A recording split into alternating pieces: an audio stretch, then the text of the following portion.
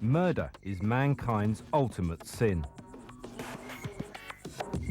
And for as long as we've been killing each other, detection has been playing catch-up. However, the high-tech fight against crime still has serious limits. But recently, a new weapon has been developed by a small band of pioneers. Their startling message is that the greatest detectives, infallible and accurate, have always existed, and they outnumber the human crime fighters by billions. The latest weapon is insects.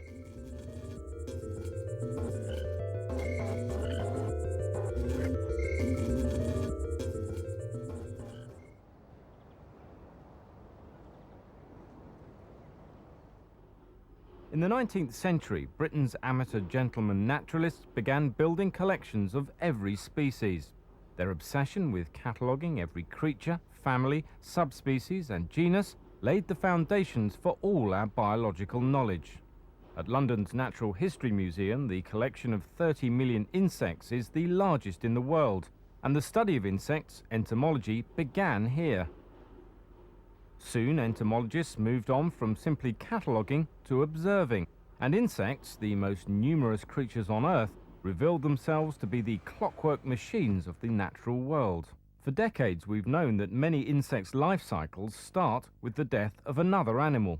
This special relationship with death is entirely predictable, and for as long as we've known about it, we've also ignored it. Humans' relationship with death is unpredictable, and detecting our crimes has always required the outer limits of science. But forensics has always had its limits. In fact, there are major factors in any murder that 21st century science still cannot crack. Crucially, for example, even with all our technology, it's impossible for forensic science to estimate the time of death when a body is found more than 72 hours after a murder. For a body that has lain for more than a few days, guesswork is the best forensics can do in telling us how long ago a person was murdered. But over 100 years ago, two disciplines came together: entomology, the study of insects, and forensics, the scientific analysis of crime. It's only now that this remarkable discipline, forensic entomology, is coming into its own and solving the unsolvable. What I find difficult to cope with is people who sort of say ugh and won't look beyond the immediate or are put off by the smell. Dr. Dorothy Jennard is a senior lecturer in biological sciences at Lincoln University. Beetles, flies, eggs and maggots, while repellent to many, are vital in solving some of our most brutal murders. When you come upon a body, you want to know why it's dead. You want to know how long it's been dead. You want to know what else, looking at it, you can find out. To study what happens to a human body after death or murder, scientists like Dr. Jennard experiment on pigs. The carcass of any animal is of intense interest to insects. The range of species that you're actually considering are quite small. Mostly you're considering beetles, or the coleoptera, and you're considering flies, the diptera. The first on the scene within minutes of death is the common housefly. She quickly decides if the carcass will be a good place to lay her eggs, so that when they hatch, they'll have a convenient source of food. She's about to initiate a process which is of vital importance to the forensic entomologist. We've had the knowledge about life cycles of insects since mid-1950s. It's opportunity of translating that into the crime scene, that information, that really gives us a new dimension. When the fly lays its eggs, it starts a biological clock ticking. The life cycle of egg to maggot to adult fly takes place over a known period of time, usually 10 days. Factors such as temperature can affect this radically, but by identifying what stage the insect is at, experts can estimate its age and relate this to how long the body has been dead. If a body has been found and it's covered in maggots, then we can go back and we can identify what species of maggot that is, and we can work out how old the maggot is, and therefore the period of time since colonization of the body. Creatures like flies give us that opportunity to determine post-mortem interval at a period later than the pathologist can. But the pathologist can tell us how long a person has died up to about 72 hours quite accurately. From there, the entomologist is able to add a further dimension.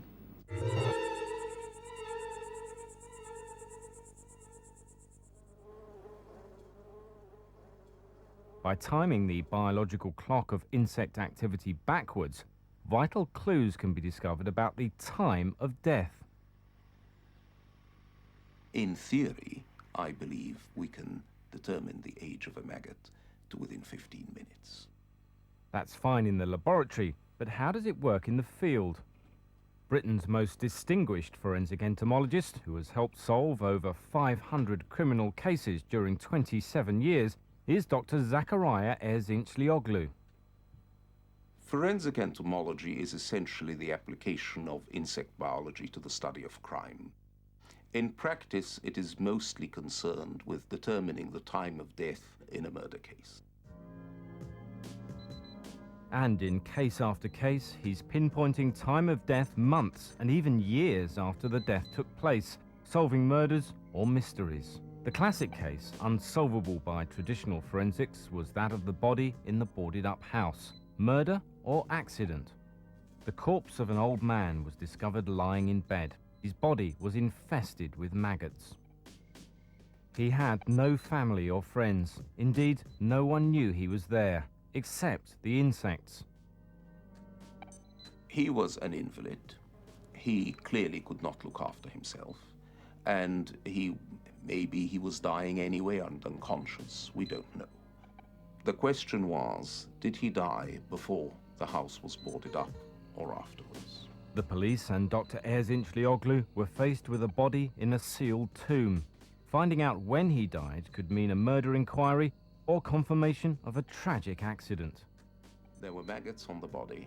I had a sample brought to me by a policeman. Once he had reared the maggots to adult flies, he made a crucial discovery. The flies in this case were greenbottle flies. They are not normally the sort of fly that you would find indoors. They are only attracted indoors because of the presence of a carcass or a corpse.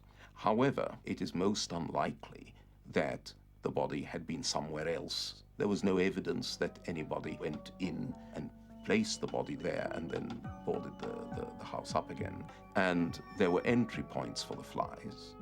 Dr. Erzinchlioglu's insect detectives, the greenbottle flies, with their cycle of egg-laying, hatching, adulthood and more egg-laying, proved with certainty that there was no murder here. The case was sadder than that. The age of the maggots on the body showed that the minimum time of death was considerably later than the date of the boarding up of the house.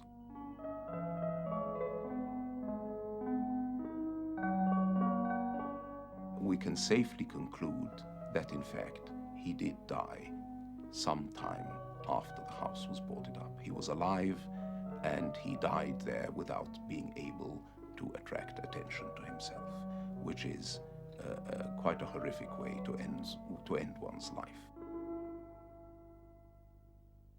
Insects can accurately tell us when someone died, but their life cycle is crucially affected by one factor above all: temperature. So sometimes getting them to tell us their secrets is not so straightforward.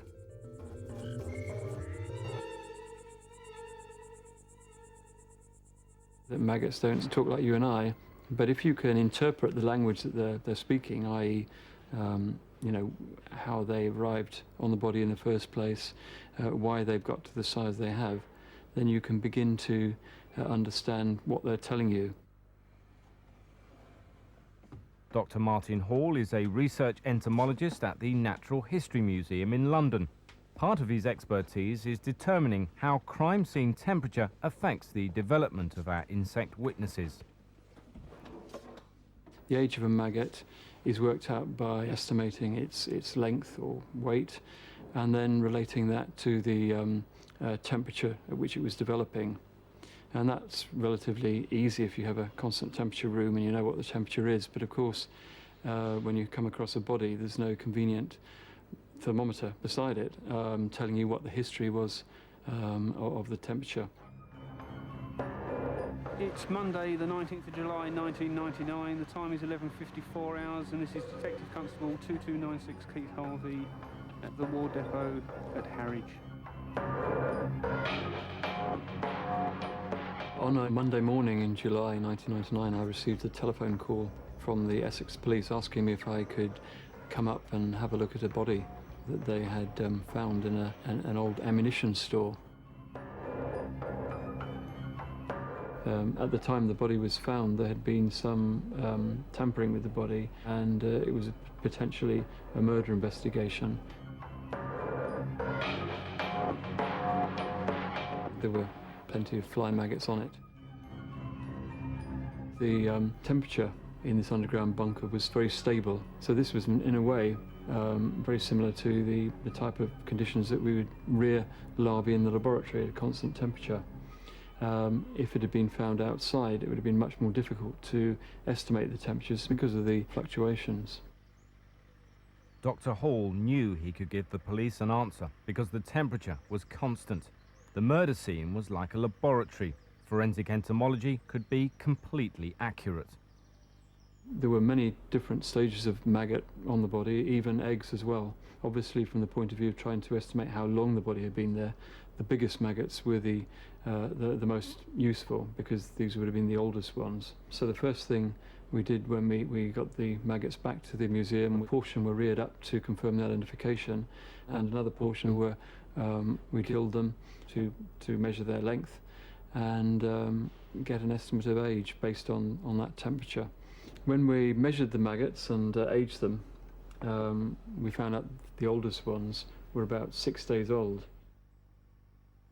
At the time that we made the study, the police were not aware of how long the body had been there, so our evidence was very helpful in pointing them in what sort of time frame they needed to conduct their investigations. And it was only subsequently, as the investigation proceeded, that it was known that this was a suicide. So forensic entomology can determine the time of death and is finely tuned enough to know how temperature affects that evidence. But it can also tell us where a person died. The body had been discovered at the very end of November. In freezing cold woodland, the police had found the body of a 14-year-old schoolboy, Jason Swift. Jason Swift was unhappy at home. He ran away from home and sought to make a living through being a boy prostitute. This is apparently no difficult thing. There are many people who are ready to exploit children, boys in particular, in this sort of way. One of these people was Sidney Cook. He was the leader of a paedophile ring, and in November 1985, he and his 3 friends paid for Jason's services. He was given a $5 for what these men did. And in fact, Sidney Cook himself never felt any remorse about the matter. He considered it to be a commercial transaction. Knowing where Jason died could crack the case, and entomological evidence could immediately tell he had not died in the wood. I went to visit the scene a few days later. The body had been removed and taken to the mortuary. However, I did go to the mortuary and I did a post-mortem examination on the boy. He found that Jason's corpse contained a number of maggots. When I sampled the maggots from the body, they were second-stage maggots. They had molted once after they'd hatched. That is a very early stage. And the temperatures had been very, very low, and it was snowing. It was -6 for about 2 weeks before the discovery. Flies cannot possibly be active at such low temperatures, but maggots can. He certainly was not killed or at least his body was not left in the open soon after he died. He probably was left indoors for a while, where the blowflies, the little blue bottles, came and laid their eggs on the body, and then he was transferred to the thicket in the woodland. Only forensic entomology could provide the crucial information, and it was enough to trigger a police investigation that led back to the murder location and jailed 4 killers.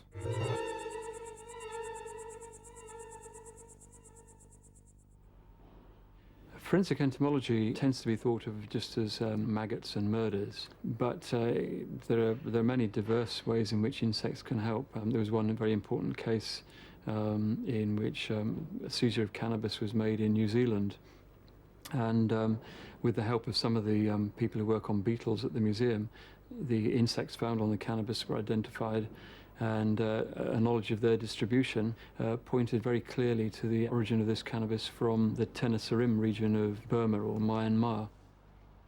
And therefore the accused were faced with a much more serious penalty for importation of cannabis rather than having, grown it locally. Criminal cases like these push the boundaries of forensic entomology. But ironically, in the UK, where entomological study was born, it's faced a battle for acceptance. The feeling that this can't be taken seriously is passing, but I do get personal letters telling me that I'm a quack and a fraud. How on earth could I convince anybody that a maggot can tell you the time of death? I gave a lecture last month to a combined meeting of medics and lawyers, and several lawyers came up to me afterwards and said, well, my goodness, it never occurred to me that insects could be of any relevance in a criminal case. In America, forensic entomology has fought a similar battle for recognition and won. It was met at first with a little bit of skepticism. I think people thought, well, this is a weird sort of thing. I thought it was crazy. You call up and say you want to look at maggots on dead bodies at the morgue, and people look at you a little strangely. Professor Lee Goff is America's leading bug detective, with over 20 years' experience of using forensic entomology to solve crimes. First time I think I met Lee was at an outdoor scene. The person had been dead for quite some time, and I was told that a forensic entomologist was coming, and this man comes riding up on his motorcycle and starts collecting insects and larvae and pupal casings, this sort of thing. Frankly, I don't think too many people believed in it. But after Lee started coming up with results, and they matched the results that came out through the traditional type investigation, we realized that this man was really onto something. At Chaminade University, Hawaii, Professor Goff has pioneered the teaching of forensic entomology to a new generation of scientists, and his research has led forensic entomology into extraordinary new areas.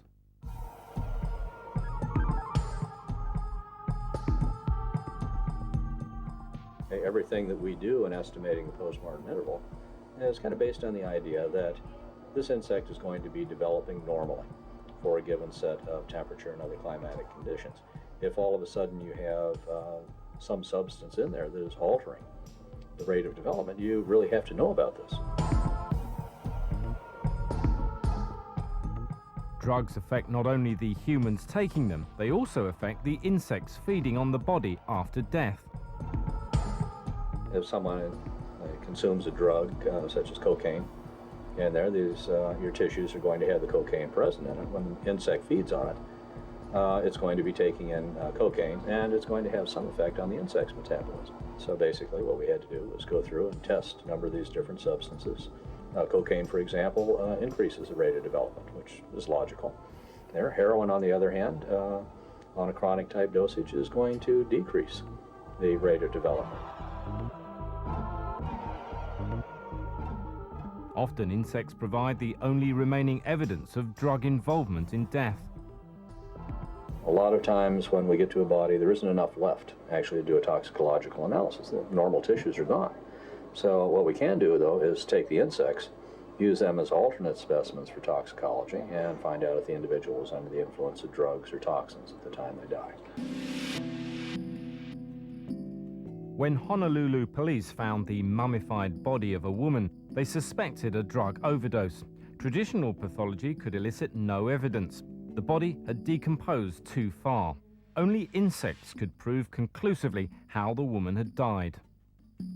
Apparently the body was discovered in a mummified sort of condition by a real estate foreclosure agent who came in and found the mummified body still sitting there, watching the television, which was still on it.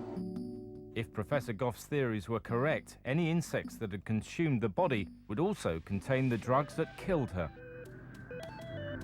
We were able to take material from beetle skins and discover that we did have a good correlation.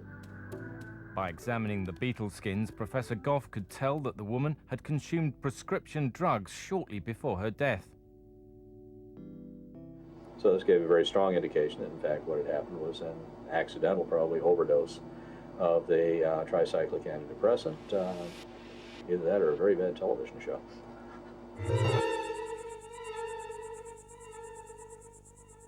If drugs can kill, then so can guns and knives. And once again, if the body is in an advanced stage of decomposition, even as far as a skeleton, forensic entomology can tell the police if the deceased met a violent end. Where this comes into play a lot of times will be in determining presence of wounds. Something like this, where let's say the body is decomposed for a period of time, you really can't tell whether you got a bunch of stab wounds, something like this. We have a normal pattern of invasion. In a normal situation, when a fly finds a body, it will look for somewhere suitable to lay its eggs, and that would include the body orifices, the mouth, the nose, and so forth. However, if a person's been injured, perhaps in a fatal shooting, a stabbing, whatever, then the fly is also likely to lay its eggs at the site of wounding. When you see something that is abnormal, let's say all of a sudden you have palms of the hands as being centers of insect activity, this is not normal. Something's happened there. The fly is not going to lay the egg there. The maggot is not going to be able to penetrate the skin.